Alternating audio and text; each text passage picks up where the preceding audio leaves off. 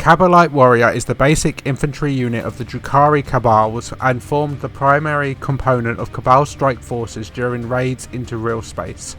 Utilising a wide array of exotic and fiendish weapons, those martially gifted Drukahari are fierce warriors, tall and athletically built, more powerful in stature than the average city-bound citizen of Commora. The warriors of the Drukahari Cabals lie at the heart of every Drukahari strike force, pirate fleet and slave raider assault. They are the crudest members of their caste, hungry for power over their fellows and thirsty to take the suffering of others. Each warrior will have forged a fearsome reputation for himself in the war-torn halls of High Commora, and has proven himself in multiple battles to be a merciless combatant. The more vicious and ruthless a warrior is, the better his chances for advancement within the Cabal.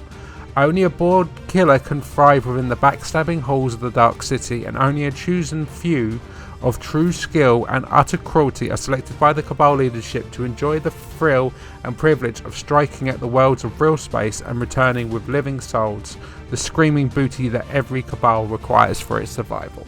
Come build, collect and play. Check out your local Warhammer store for more.